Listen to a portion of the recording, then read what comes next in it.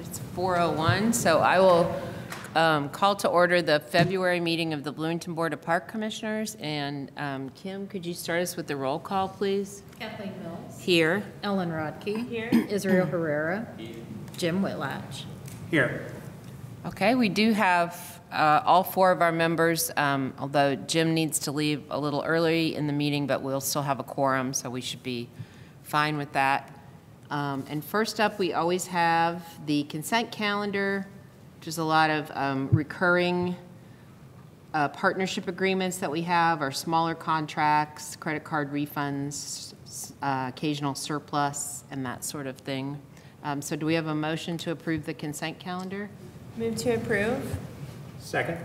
Okay, and all those in favor, the roll call vote, please. Kathleen Mills. Aye. Ellen Rodkey. Aye. Israel Herrera. Aye. Jim Whitlatch. Aye. Okay, that motion is carried. And then in section B, we have our public hearings and appearances. And first up, we have Emily Book to present the Bravo Award. Okay, good afternoon, everyone. Emily Boot, Community Relations Coordinator, and staff would like to recognize Dave and Sherry Everton with the February Bravo Award.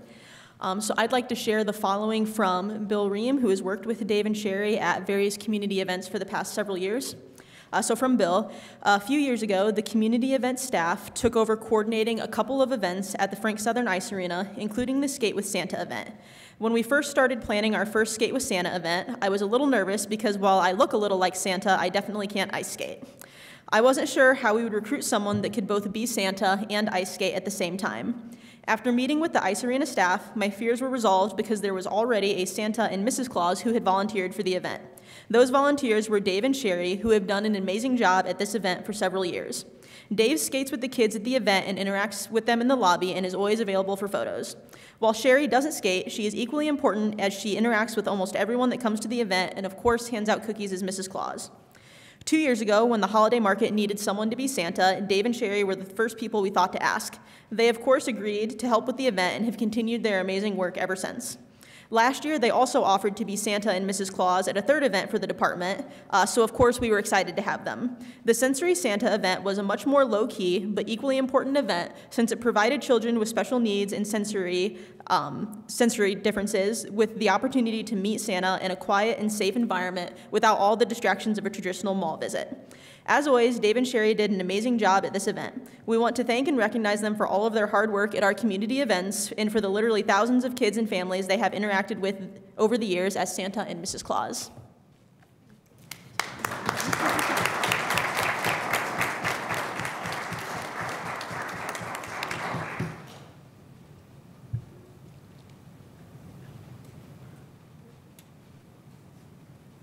Ho, ho, ho, Merry February.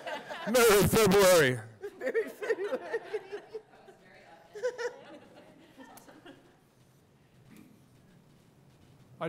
I'm Bill Ream, Community Events Coordinator. I just wanted to take a second to officially thank Dave and Sherry. They've been awesome, and I don't have to, it's one of those things as an event coordinator, when you don't have a Santa Claus, you're like, now what do we do? No, we don't have to worry about it, and and people can quit asking me to do it since I kind of grew the beard out. So thanks again, you guys. We appreciate it. Thank you. Thank you. It was a blast. We love it. So much. Yes, thank you. Thanks for all that Parks and Rec does. Been involved in various things through the years, and it's been awesome. So thank you for everything and completely expanding everything. So you guys are amazing. Thank you. We appreciate you. Thank you. I never thought about it before, but it makes sense that Santa should skate, right? Yes, North Pole and all that. That makes sense, yeah. You might not realize it, but we are busy this time of year too, so we don't have time to stick around. Okay. Got lots of toys to make. Right. Okay, and then we have some staff introductions today. So first up is Caleb Poorer.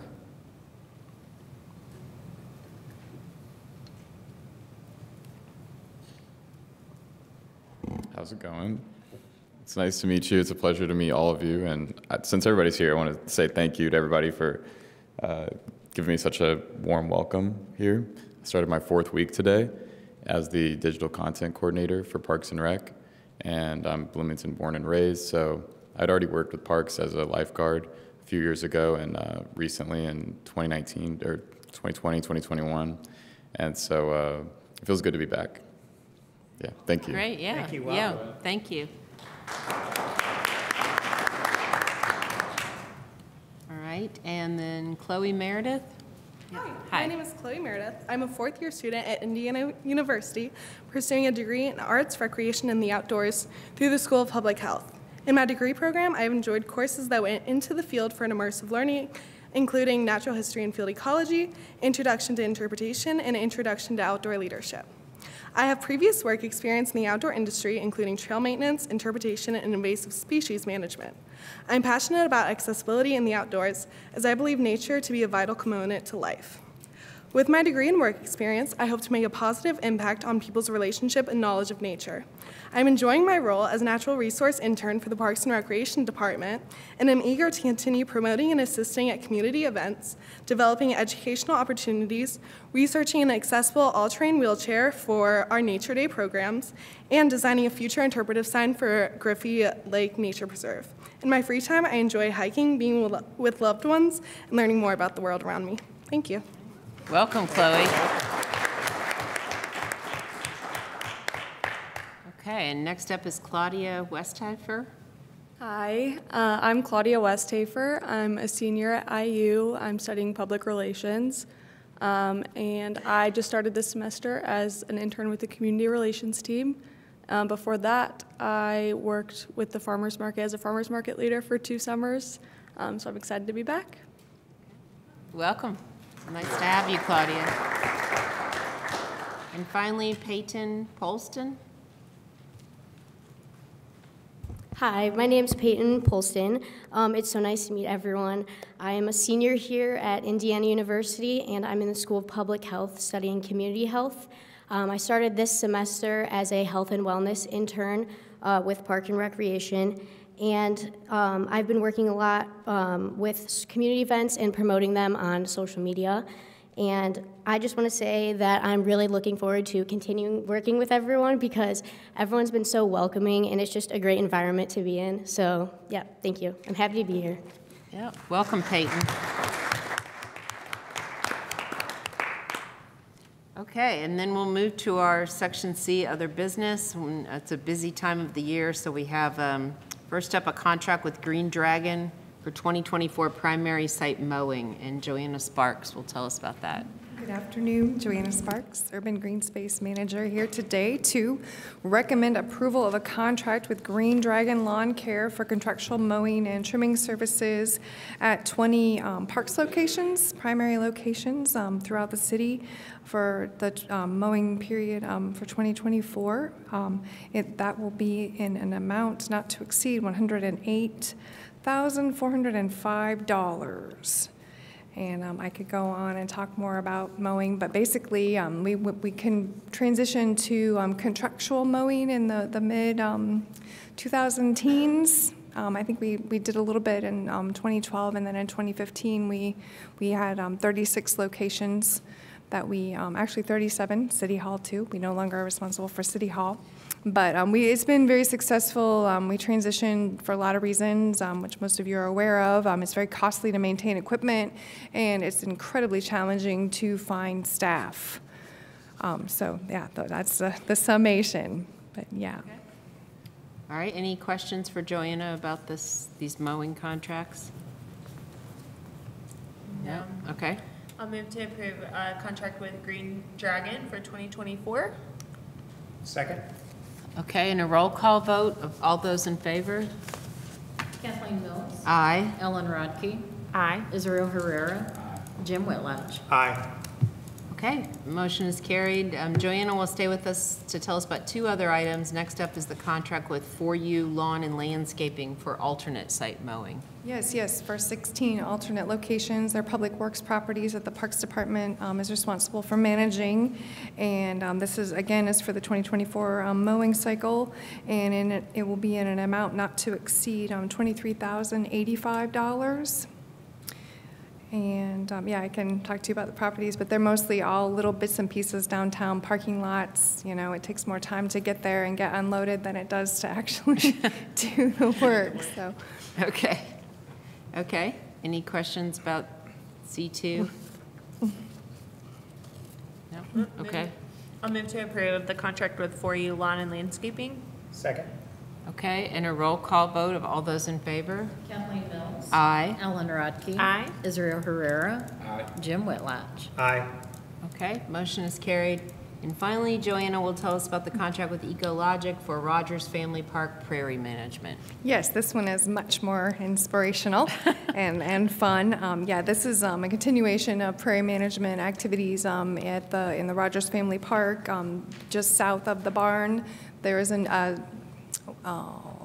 a 5-acre, pretty established section of prairie to the north of the barn, but as part of the construction process, we doubled that acreage, expanded it to the south, and this will be year 3, so it's still looking a bit shaggy. We're fighting lots of annual and biennial weeds, and anyway, making progress, but we'd like to contract with Ecologic again this year in an amount not to exceed $6,091.26 to continue managing invasives and working to get that prairie established. Okay. Any questions about this contract? All right, I'll move to approve with the contract with Ecologic for Rogers Family Park Prairie Management. Second. Okay, and a roll call vote of all those in favor? Kathleen Mills. Aye. Ellen Rodkey. Aye. Israel Herrera. Jim Whitlatch. Aye. Okay, thanks, Joanna. Thank you. And next in C4, Sean Marler will tell us about the contract with Centerstone for 2024 services. Good afternoon. Sean Marler, Recreation Facilities General Manager. Staff would like to recommend for approval the partnership agreement with Centerstone for contractual services to provide employees to serve on the park maintenance crew and the Switchyard Park restroom monitors crew for an amount not to exceed $120,000. You can see the breakdown. Park maintenance crew, that exceed amount is $40,000. For Switchyard Park restroom monitors, that amount is $80,000. This is a relationship that started in 2017. It's been very successful for both Parks and Centerstone. This is the one change this year, is that in the past there have been 4 areas that actually use Centerstone in this capacity. This year it's only the maintenance crew and the restroom monitors. I'm happy to answer any questions. Okay. And was there a specific reason for that change? Or? It's just a change in the structure of things in the season. It's not, it may come back in the future. Okay. So. All right. Any other questions for Sean about Centerstone, which has been successful partnership over these few years? Yeah. All right. All right, I'm going to approve the contract with Centerstone for 2024. Second. Okay, and a roll call vote of all those in favor? Kathleen Mills. Aye. Ellen Rodkey. Aye. Israel Herrera. Jim Whitlatch. Aye. Okay. All right, motion carried. Thank you, Sean. Thank you. And next in C5 is the service agreement with the Stables Events for portable toilet servicing. Mark Merritt's. I am going to cover this one for Mark because he was Okay. unable to make it. Tim Street, Parks and Rec Director. Staff recommends approval of the 2024 service agreement with the Stables Events in an amount not to exceed $12,000. This is for the portalet servicing at all of our various locations, 11 throughout the year and 1 seasonally winter at RCA for pickleball that are serviced. This one just wasn't able to get done at the same time we did some of our other service agreements. Okay. Any questions for Tim about this one? Nope. Okay. I'll move to approve the contract with Stables Events for 2024 service. Second. Okay, and a roll call vote of all those in favor? Kathleen Mills. Aye. Ellen Rodkey. Aye. Israel Herrera. Jim Whitlatch. Aye. Okay, motion unanimously carried. And then we will move on to, Haskell has a lot of tree things to present. Tree things. So first, the service agreement with Bluestone for hazardous tree removal. Good afternoon, Park Board. Pascal Smith, Urban Forester. I'm here to recommend the approval of the service agreement with Bluestone Tree for the removal of hazard trees, pruning or hazard reduction pruning, in an amount not to exceed $25,000. In 2023, there were several hazard trees along property lines, right-of-way, and areas that beyond the scope of what urban forestry staff can safely and expeditely mitigate. Having the service agreement allows for time-sensitive hazard trees and limbs to be removed before causing any undue harm or property damage. Okay.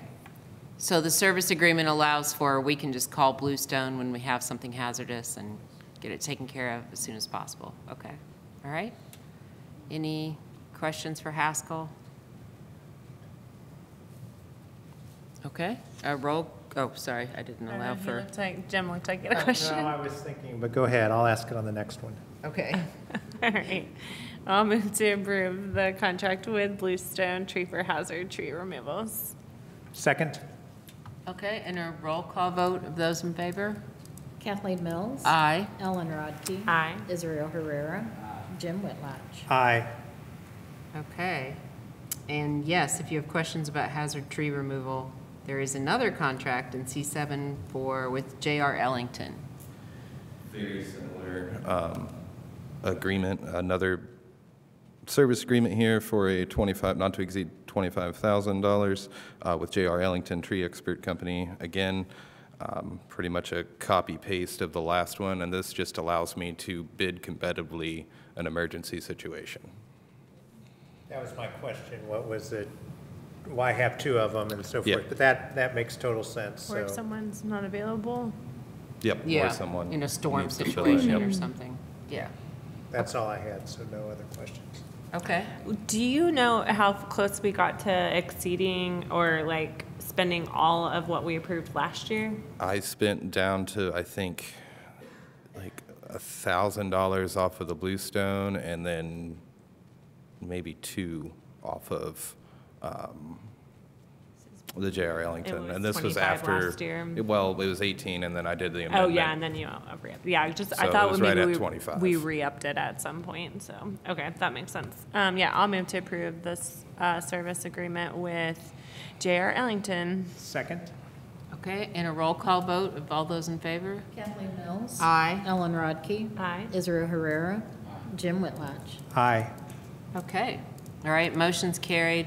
And then Haskell will also tell us about an appointment to the Tree Commission of George, is it Hedgeman? George Yeah. Hageman. Recommend the approval or reappointment of George Hageman to the Tree Commission seat selected by yourself. George has been an invaluable member of the Tree Commission in my time as an urban forester with his assistance in grant writing, the narratives, review of the tree care manual, and the update of the Title 20. Excuse me. But he's been around for a long time, since 1972. He's been involved with boards and commissions in both city and county for more than 20 years. Okay, yeah, he has a ton of experience here in the, it sounds like we're very fortunate to have Yes. his expertise. Okay, Yeah, I will move for approval of his reappointment of George Hageman to the Tree Commission. Second. okay. And a roll call vote of all those in favor? Kathleen Mills. Aye. Ellen Rodkey. Aye. Israel Herrera. Aye. Jim Whitlatch. Aye. Okay. That motion is carried. And then finally for Haskell, C9 is the partnership agreement with Canopy Bloomington for 2024 tree tenders. Yes, the staff recommends approval of partnership between Canopy Bloomington and the City of Bloomington to continue urban forestry programming such as the youth tree tenders. The funding source will come from ESD and an amount not to exceed $20,000. This partnership continues to bridge urban forestry management that occurs on public city-owned lands to private homeowners and business owners, as well as schools, churches, schools and churches. We're hoping to expand this project. We did some tweaking of the language to include all ages. So not just youth tree tenders, but as well as college and adult-aged volunteers as well, and be able to pay them to work on trees. Yeah. Sounds great. Okay. When you had 3 people last year, did you want to actually have more, or is there room for more? The or? idea was to grow the youth tree tender program. Unfortunately, Canopy Bloomington had some turnover real early in the year last year, and so they didn't quite get the right people in the right place until it was almost time to go. So they're currently involved in recruitment now. I'm not sure how much they've accomplished just yet, but they've sent me over some plans that they're working with. Awesome. Okay. All right, I think we're ready for a motion. then. Okay. I'll move to approve the partnership with Canopy Bloomington for 2024 tree tenders. Second? Okay, and a roll call vote of all those in favor? Kathleen Mills. Aye. Ellen Rodkey. Aye. Israel Herrera. Aye. Jim Whitlatch. Aye. Okay, motion's carried. Thanks, Haskell. It's gonna be And then in C10, Rebecca Swift will tell us about the partnership agreement with Paso a Paso for a Haripeo event? Practice two. Hatapeo. Yes. Oh, that's good. Rebecca Swift, I'm the Natural Resources Coordinator. I am here today to recommend approval of the partnership agreement with Paso a Paso for the Jalapeno event at Switchyard Park on March 23rd. This is the first time for this partnership agreement, but we do hope it turns into an annual celebration. We're working with Paso a Paso and hope for them to supply planning, staffing, and providing live performances at the event. They will be doing some live dance demonstrations. We're hoping to have some live band performances, and there will be food trucks. And it is an open community event. All are welcome to come learn about this event and learn about the Latino culture and create an opportunity for those communities from the university as well as our community members to come together. There's no monetary exchange in this partnership agreement, but I just wanted to clarify that the event is from 5 to 10 p.m. The outdoor event portion will be from 5 to 8 p.m., and then the inside fun will go in the pavilion for a dance hall from 5 to 10 p.m. I'm sorry, 8 to 10 p.m. Any questions? I'm happy to answer. Sounds great. So, yeah, thank you. This is a great event, and I know Paso a Paso. So there will be more live events besides. So do you? Yeah, we're actually hoping to invite Paso a Paso to perform at our international festival. That will be happening April 28th, but we do hope that this Hatapeo event will become an annual celebration at our park.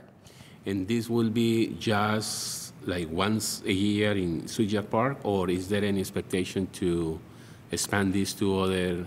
I would love to expand the partnership, but right now we're looking to host the one event and then hopefully make it even bigger next year by maybe adding a mechanical bowl. We just couldn't get all those questions answered at the time, but I'm happy with what we've been able to pull together to get this event before the end of the school year. And our director's like, what? We'll get all the questions answered by then.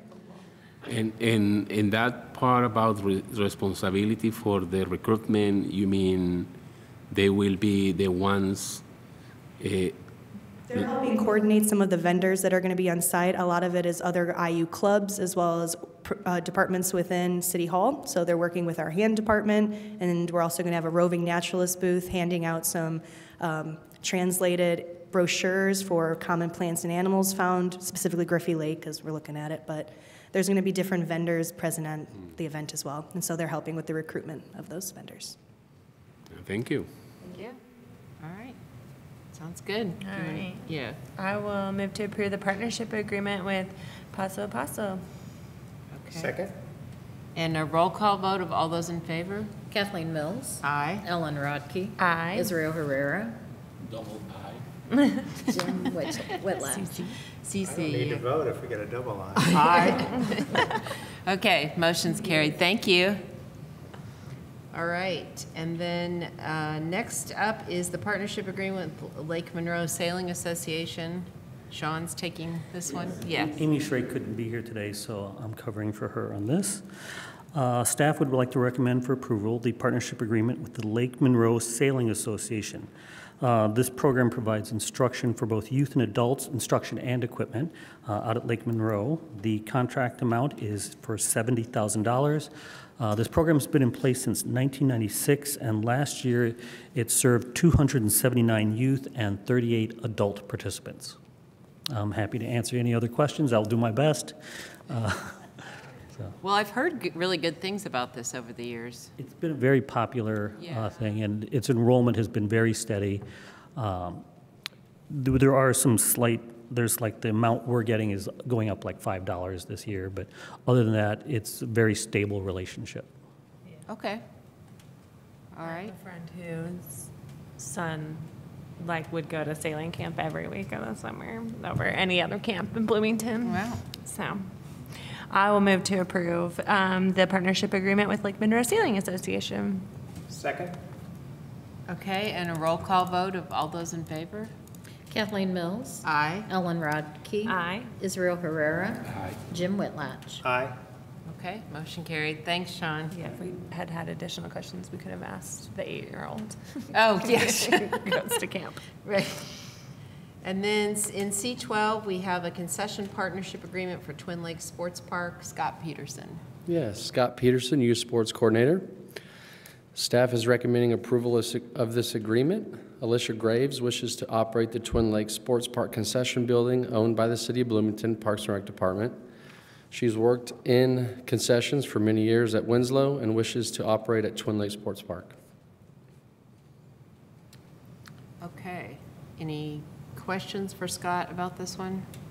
Is that a new partner for us operating in our concession? It is. BGLBA is a partner as well, but they do it at Winslow. Okay. But we're just going to have Alicia do it at Twin Lakes. Okay. And there were previously concessions at Twin Lakes, though, right? There was, yes. Okay. Yep. Okay.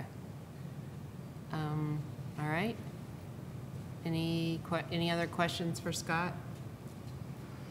All right, I'll move to approve the agreement for concessions, or I guess a partnership agreement for Twin Lakes Sports Park.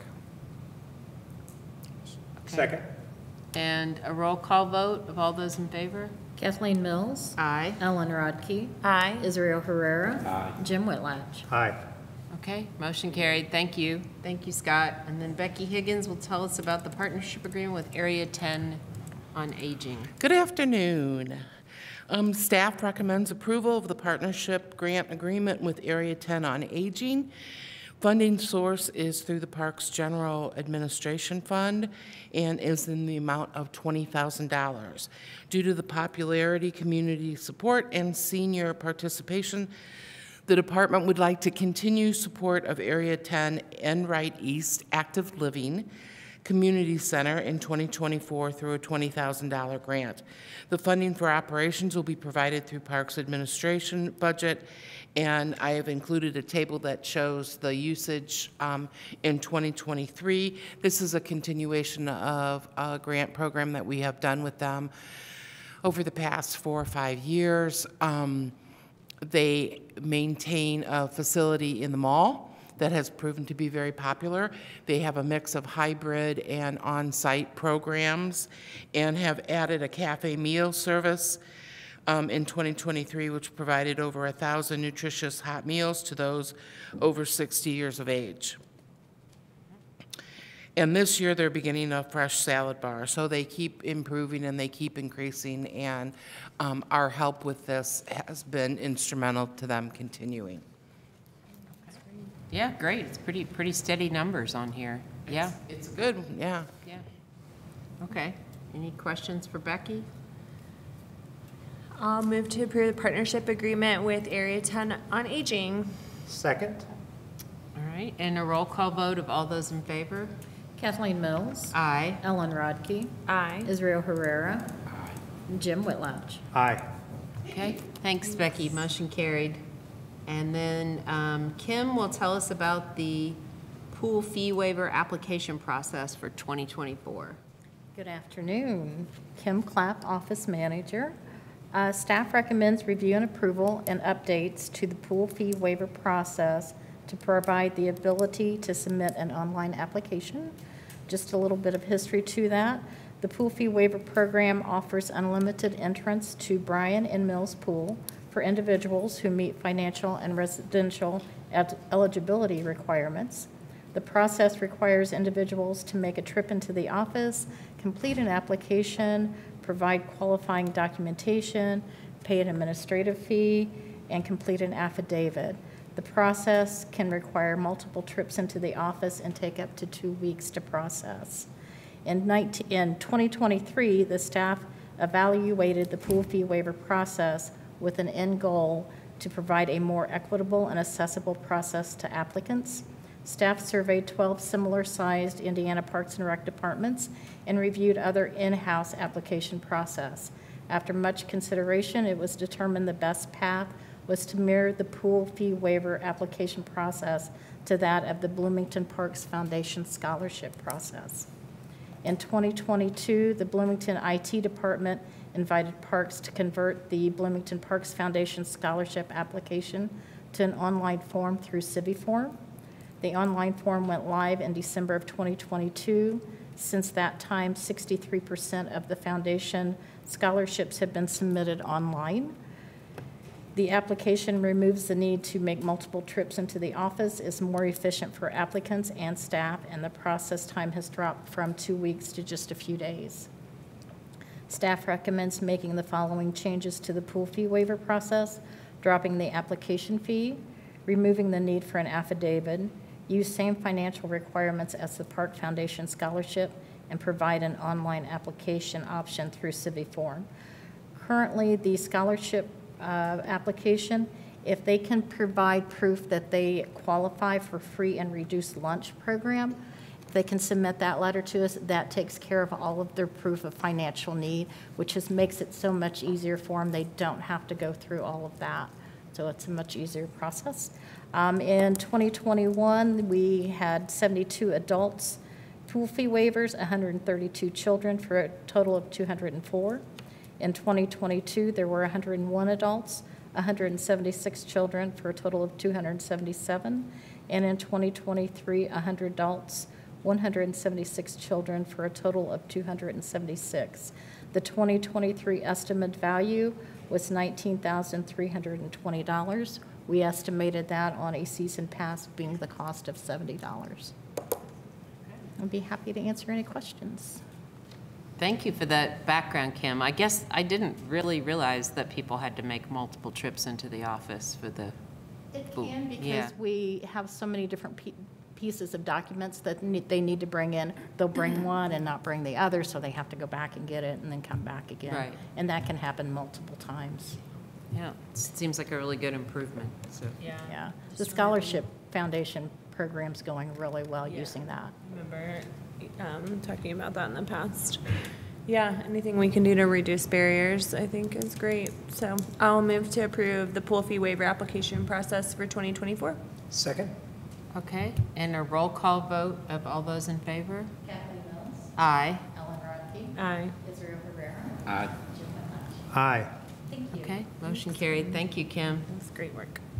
And then in C15, Tim will tell us about the beeline closure for the Showers Plaza repair. Good afternoon again, Commissioners. Tim Street, Parks Director. You will recall that last year we approved a policy regarding trail closures and where and when we would bring trail closures to the Board of Park Commissioners. Within that policy, there was a clause for emergency repairs as well. And in January, we had a pretty severe water main break underneath the Showers Plaza out here on a sub-zero night that ran for multiple hours and really tore up the plaza. So since then, a portion of the plaza has been closed and barricaded off, and the repairs themselves have been coordinated by City of Bloomington Utilities because it was a water main break, which is why we didn't come to you with the contract for the repair itself. Once CBU got a contractor lined up, they were ready to begin the repairs. We coordinated with the engineering department on a detour and agreed to start these on an emergency basis, given the hazardous nature of the pavers out there and the need to get those done and get everything put back together, ideally before the farmers market season begins, the first Saturday of April. So those repairs did begin last week. The detour is in place as shown in the packets. And per the policy, we still bring that to you for approval at the earliest meeting. Happy to answer any questions. Okay, any questions for Tim about this plan and detour? No? So it has started, right? February 21st? Yes, it started last Wednesday, and we're hoping by the end of the week we have a pretty good sense of how many more days it will take them. The work is pretty extensive to do the repairs, but it should be right around 2 weeks total. So we're about 1 week into the 2 weeks. Is that the blocking off and construction that we saw here arriving, or? Well, which thing? There's 3 different things going on around City Hall. There's the Johnson's Creamery building, which Right. has some things. There's the Showers Plaza around the banquet sculpture out here. And then the front entrance is having storm sewer work done, and that's why it's closed off of Morton. Okay, Yeah. okay. Yeah. Yeah, okay, all right. They didn't ask us about that one. Yeah.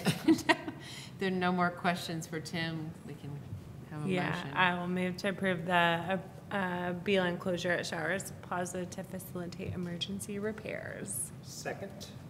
Okay, and a roll call vote of all those in favor? Kathleen Mills. Aye. Ellen Rodkey. Aye. Israel Herrera. Aye. And Jim Whitlatch. Aye. Okay, motion carried. Thanks, Tim. And then we are removing C16 from our agenda for this evening, but I'm sure it will be back. And then C17 is a partnership agreement with Bloomington Football Club. Scott Peterson will tell us about that. Hi, Scott Peterson again, Youth Sports Coordinator. We're recommending the approval of the agreement with Bloomington Football Club. They provide an affordable and effective youth soccer program within the city. Through a series of negotiations, we've both agreed to all the terms and just looking for approval for that. Okay. Any questions for Scott about this? I don't think so. Oh, okay. All right. All right. I'll move to approve the partnership agreement with Bloomington Football Club for 2024. Second? Okay, and a roll call vote of all those in favor? Kathleen Mills. Aye. Ellen Rodkey. Aye. Israel Herrera. Aye. Jim Whitlatch. Aye. Okay, motion carried. Thank you, Scott. All right, and then we have no reports this afternoon under D.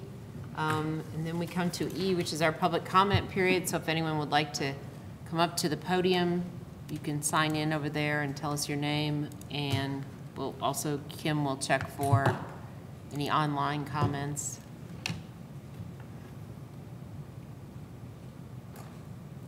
If you would like to make a comment online, please raise your hand icon. We knew you had to leave, so we were being very efficient. Yeah. It's the most efficient meeting. Maybe I should say that every time. Yeah, that you have to leave early.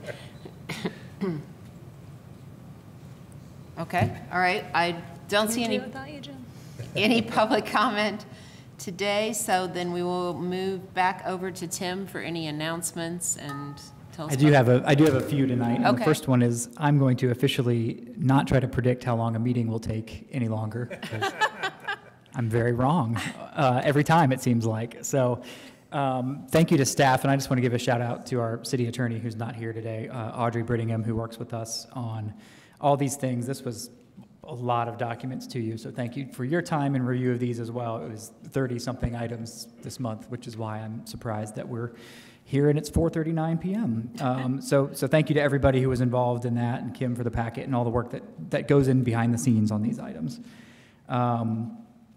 Lots of good stuff happening. This is traditionally a very busy meeting where we have a lot of contracts for the new year.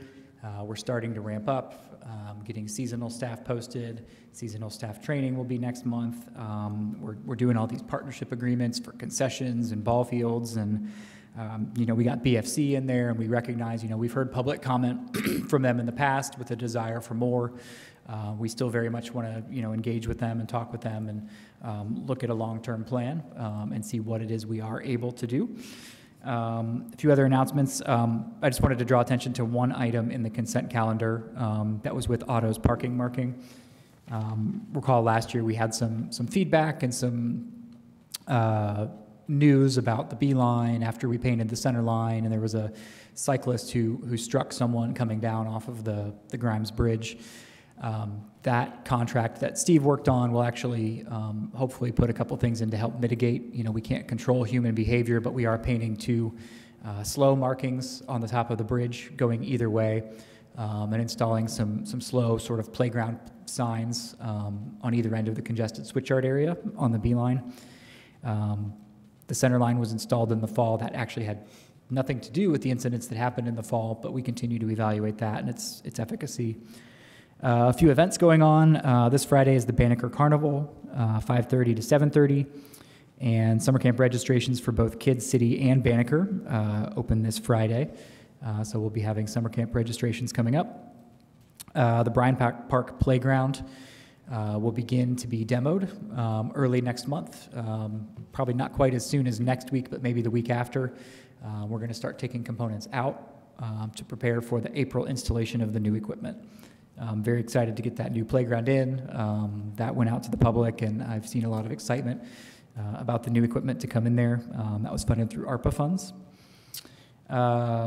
Lastly, I'll just mention, yes, the eclipse is coming. We continue to work on that. We anticipate a lot of crowds in our parks that day. We've got a really great action team that has been meeting and talking about all the things we need to do to prepare ourselves for that. We will basically be having park staff stationed in parks that day, in parks where we anticipate crowds, as well as, of course, Switchyard, where we have a lot of programming. I encourage people to go to our website, just Google Bloomington Park Solar Eclipse, and you'll see all the great programming we have coming up for that. We'll, of course, have one more meeting and chance to talk about this right before it is upon us, but it is very much on our minds, trying to prepare for that. And the last announcement I have is I'll just say the next Park Board meeting is typically scheduled for the last Tuesday, the fourth Tuesday of March, March 26th, 4 to 5:30 p.m. Okay. All right. All right. Thank you, Tim. And with that, I'll adjourn the February meeting of the Bloomington Board of Park Commissioners.